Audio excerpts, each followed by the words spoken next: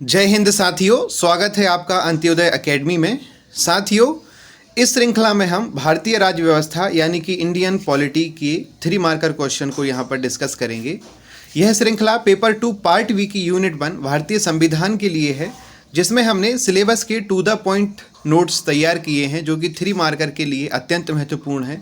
साथ ही में हमने इनमें इतना कंटेंट दिया हुआ है कि यदि इसी से रिलेटेड 5th मार्कर क्वेश्चन भी आता है तो आपको सिर्फ उसमें 1 लाइन या 1.5 लाइन का इंट्रो और निष्कर्ष ऐड करना होगा 1 से 2 लाइन का, और बीच में जो डाटा हमने दिया हुआ है उसको इंक्लूड करेंगे तो वह भी एक परफेक्ट आंसर के रूप में आपके सामने आ जाएगा। तो इसलिए यह 3 मार्कर और 5 मार्कर दोनों के लिए उपयोगी है यूनिट 1 के लिए। इसमें इम्पोर्टेंट क्वेश्चंस हमने सिलेक्ट किए हुए हैं, लगभग 200 के करीब इसमें क्वेश्चंस हैं जो कि आपके लिए महत्वपूर्ण होने वाले हैं, और 3 मार्कर 5 मार्कर के लिए सफिशिएंट डाटा है। और प्रेजेंटेशन हमने ऐसा दिया है कि ऐसा ही प्रेजेंटेशन यदि आप मुख्य परीक्षा में देकर आते हैं तो आपको बहुत अच्छे मार्क्स मिलने की संभावना रहेगी। तो साथियों, बने रहिए हमारे साथ और देखिए आगे प्रश्नों को। यहाँ पर साथियों ये सिलेबस है जो कि हमने दिया हुआ है, यह सिलेबस है यूनिट 1 का। यह पूरी यूनिट 1 3 मार्कर और 5 मार्कर के लिए यहाँ पर तैयार की गई है। आप इस पीडीएफ को परचेज़ भी करना चाहते हैं तो परचेज़ भी कर सकते हैं डिस्क्रिप्शन में और इस पीडीएफ में दिए गए नंबर्स पर संपर्क करके। यह अनुक्रमणिका है जिसमें कि हमने पेज नंबर बताए हैं कि यहाँ से ये जो टॉपिक्स हैं सिलेबस के, ये यहाँ से स्टार्ट होते हैं। अब हम बात करते हैं पहले टॉपिक की, भारतीय संविधान निर्माण, विशेषताएं, मूल ढांचा एवं प्रमुख संशोधन। इस सेगमेंट में हम इनकी चर्चा करेंगे। साथियों, सभी प्रश्न आज की ही वीडियो में यहाँ पर डिस्कस करना संभव नहीं है, तो हम कुछ प्रश्नों को 10 से 15 प्रश्नों को डेली लेंगे और इनको डिस्कस करेंगे।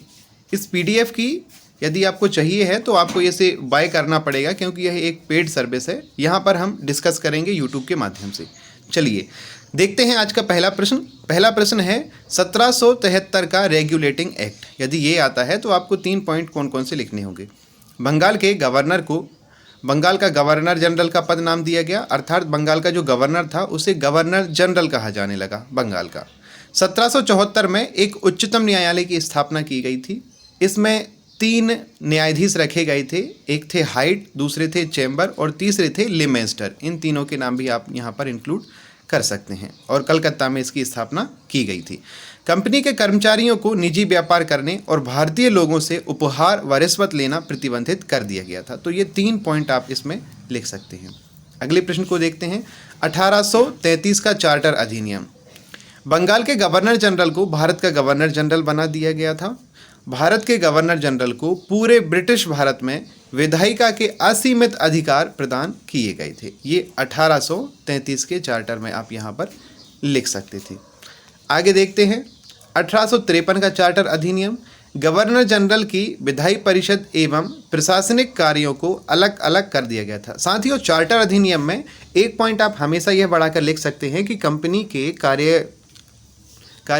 कार्यभार को 20 साल आगे बढ़ा दिया गया था, कार्यकाल को 20 वर्ष आगे बढ़ा दिया गया था। यहाँ पर 1837 के में 2 पॉइंट दिख रहे हैं, तो एक पॉइंट आप इंक्लूड कर लीजिएगा कि इसके द्वारा कंपनी के कार्यकाल को 20 वर्षों तक और बढ़ा दिया गया था। 1853 में भी यही लिख सकते हैं कि इसको आगे बढ़ा दिया गया था। गवर्नर जनरल की परिषद के विधायी एवं प्रशासनिक कार्यों को अलग अलग कर दिया गया था 1853 के द्वारा। सिविल सेवकों की भर्ती एवं चयन हेतु खुली प्रतियोगिताओं का शुभारंभ किया गया था। इससे पहले भाई भतीजावाद ज़्यादा चलता था, जो भी पहचान के रहते थे उनकी भर्ती कराई दी जाती थी, लेकिन 1853 में प्रतिस्पर्धा को यहाँ पर प्राथमिकता दी गई थी। भारतीय केंद्रीय विधान परिषद में स्थानीय प्रतिनिधित्व को प्रधानता दी गई थी, अर्थात जो विधान परिषद थी उसमें भारतीय लोगों को रखा जाना भी सुनिश्चित किया गया था। अब 1858 का भारत शासन अधिनियम है। इसे गुड गवर्नेंस एक्ट भी कहा जाता है। इसमें गवर्नर जनरल को जो भारतीय क्षेत्र रहेंगे उनमें गवर्नर जनरल नहीं कहा जाएगा, उनमें वायसराय कहा जाएगा, वॉइस ऑफ ब्रिटिश एम्पायर, तो वायसराय कहा जाएगा। पहले लॉर्ड कैनिंग थे। भारत के राज्य सचिव का पद सृजित किया गया था। एक राज्य सचिव का पद बनाया गया था जो कि ब्रिटिश क्राउन के समक्ष भारत को रिप्रेजेंट करेगा। नियंत्रण बोर्ड और निर्देशक कोड को समाप्त कर दिया गया था तथा भारत में शासन प्रणाली समाप्त कर दी गई थी। ठीक है, इस तरह से 1858 के एक्ट में आप लिख सकते हैं। इसको गुड गवर्नेंस एक्ट कहा जाता है क्योंकि यह 1857 की क्रांति के बाद आया हुआ था। इसमें यह भी कहा गया था कि कंपनी के शासन को समाप्त कर दिया जाएगा और कंपनी अब केवल व्यापार करेगी, यह राज्य विस्तार नहीं करेगी। अब आते हैं 1861 के भारत परिषद अधिनियम पर। कानून बनने की प्रक्रिया में भारतीय प्रतिनिधित्व को शामिल किया गया था 1861 में। बंगाल, उत्तर पश्चिमी सीमा प्रांत और पंजाब में विधान परिषद का गठन किया गया था। वायसराय को आपातकाल में बिना काउंसिलिंग की संस्तुति के अध्यादेश जारी करने के लिए अधिकृत किया गया था। ये हो गया है हमारा 1861 का भारत परिषद अधिनियम। अब हम बात करेंगे 1892 के अधिनियम की। इसमें है केंद्रीय और प्रांतीय परिषदों में अतिरिक्त सदस्यों की संख्या बढ़ाई गई थी, अर्थात केंद्रीय और प्रांतीय विधान परिषद थी, उनमें सदस्यों की संख्या में वृद्धि कर दी गई थी। विधान परिषद के कार्य में वृद्धि कर बजट पर बहस करने का और कार्यपालिका के प्रश्नों का उत्तर देने के लिए अधिकृत किया गया था। ये 1892 का अधिनियम है। अब आते हैं 1919 के अधिनियम पर। इसे मार्लिमेंटो भी कहा जाता है। यह बहुत ज़्यादा इंपॉर्टेंट है साथियों। 1909 का अधिनियम, जिसे मार्लिमेंटो सुधार के नाम से जाना जाता है, इसमें केंद्रीय और प्रांतीय विधान परिषदों के आकार में वृद्धि हुई थी। साथियों, ये हर बार किया गया है। केंद्रीय और प्रांतीय विधान परिषदों के आकार में वृद्धि की गई है। 1909 हो, 1919 हो या 1933 हो, इनमें वृद्धि ही की गई है। सत्येंद्र प्रसाद सिन्हा वायसराय की कार्यपालिका परिषद में प्रथम भारतीय सदस्य बने थे।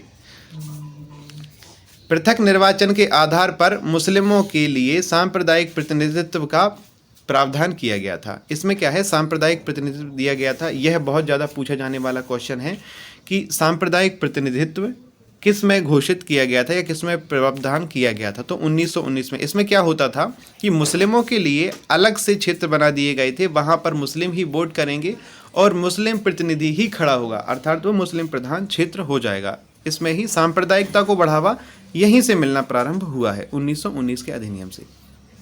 अब बात कर 1909 के अधिनियम से, सॉरी। अब बात करते हैं 1919 के अधिनियम की। साथियों, यह बहुत ज़्यादा इंपॉर्टेंट यह भी है। यह 5 मार्कर में भी पूछा जा सकता है, इसलिए इसमें ज़्यादा डाटा दिया गया है। 1919 के अधिनियम को माउंटेग्यू चेम्सफोर्ड रिफॉर्म भी कहा जाता है, माउंटेग्यू चेम्सफोर्ड सुधार। इसमें केंद्रीय और प्रांतीय विधान परिषदों को अपनी सूचियों के विषय पर विधान बनाने का अधिकार दिया गया था। जो केंद्रीय सूची रहेगी और प्रांतीय सूची रहेगी, उनमें ये विधान परिषदें नियम बना सकेंगी। प्रांतीय विषयों को फिर से 2 भागों में विभक्त किया गया था। एक हस्तांतरित थे, एक आरक्षित थे। हस्तांतरित अर्थात और लोग भी इसमें नियम बना सकेंगे। आरक्षित जिसमें केवल जो कार्यकाली परिषद रहेगी वही नियम बना सकेगी और उनको किसी और को ट्रांसफ़र नहीं किया जा सकेगा। पहली बार देश में द्विसदनीय व्यवस्था और प्रत्यक्ष निर्वाचन की व्यवस्था प्रारंभ की गई थी।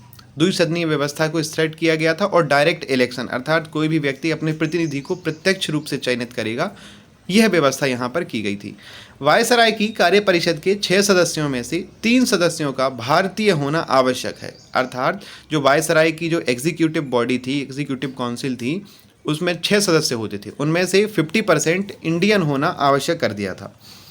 पहली बार केंद्रीय बजट को राज्यों के बजट से अलग किया गया था। केंद्रीय बजट और राज्य अलग बजटों को अलग अलग कर दिया गया था। साथ ही में पीएससी का गठन किया गया था। लोक सेवा आयोग के गठन का प्रावधान यहाँ पर किया गया था, बाकी गठित 1921 में की गई थी। आगे चलते हैं। अब बात करते हैं भारत शासन अधिनियम। साथियों, यह भी 5th मार्कर क्वेश्चन में पूछा जा सकता है। भारत शासन अधिनियम 1935। अखिल भारतीय संघ की स्थापना इसमें की गई थी। ये क्वेश्चन भी आया हुआ था साथियों। प्रांतों में द्वैध शासन व्यवस्था समाप्त करके केंद्र में द्वैध शासन प्रणाली का शुभारंभ किया गया था। 11 राज्यों में से 6 में द्विसदनीय व्यवस्था प्रारंभ की गई थी। आरबीआई की स्थापना की गई थी। 1937 में संघीय न्यायालय की स्थापना की गई थी। फेडरल कोर्ट इसे नाम दिया गया था। दलित जातियों, महिलाओं और मजदूर वर्ग के लिए अलग से निर्वाचन की व्यवस्था कर सांप्रदायिक प्रतिनिधित्व व्यवस्था का विस्तार कर दिया गया था। 1909 में हमने पढ़ा था कि सांप्रदायिक निर्वाचन दिया गया था और 1935 में इसका और विस्तार कर दिया गया था दलितों तक, महिलाओं तक और मजदूर वर्ग तक। इन सबके पृथक पृथक निर्वाचक मंडल बना दिए गए थे। साथियों, ये लिखा हुआ है अखिल भारतीय संघ की स्थापना। यह 2021 के प्रारंभिक परीक्षा में पूछा गया प्रश्न है कि अखिल भारतीय संघ की स्थापना किस अधिनियम द्वारा की गई थी, तो 1935 द्वारा। अब इस श्रृंखला में है भारतीय स्वतंत्रता अधिनियम 1947।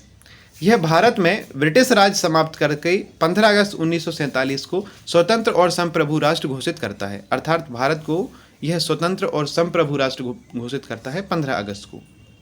भारत का विभाजन कर दो स्वतंत्र डोमिनियन संप्रभु राष्ट्र भारत और पाकिस्तान का सृजन किया गया। वायसराय का पद समाप्त कर दिया गया और उसके स्थान पर दोनों राज्यों में गवर्नर जनरल का पद बनाया गया। इस कानून ने ब्रिटेन में भारत सचिव का पद समाप्त कर दिया और भारत का सम्राट शब्द जो होता था उसकी उपाधि भी वापस ले ली गई। साथियों, यह था हमारा पहला वाला सेगमेंट जिसमें कि हमने एक्ट देखे हैं। निर्माण के अंतर्गत हम इनको पढ़ते हैं कि भारतीय संविधान का जो इतिहास क्रम रहा है, विकास क्रम रहा है, उनको हम एक्ट के रूप में देखते हैं और दूसरे निर्माण क्रम को हम संविधान सभा के रूप में देखते हैं। तो यहाँ से हम संविधान सभा के रूप में चर्चा करेंगे, लेकिन इसको हम चर्चा करेंगे साथियों अगले सेगमेंट में। यहाँ से हम कल से करेंगे, इस श्रृंखला को जारी रखेंगे। यदि आप इस पीडीएफ को पसंद कर रहे हैं, यदि आपको अच्छा लगे, यदि आपको कवर करना है तो आप संपर्क सूत्रों पर बात कर सकते हैं और इस पीडीएफ को परचेज कर सकते हैं। साथ ही में इसको परचेज करने के लिए डिस्क्रिप्शन में इंस्टा मोजो की लिंक भी दे दी जाएगी, जिससे आप डायरेक्ट परचेज कर सकेंगे वहाँ पर बिना इंस्ट्रक्शन के।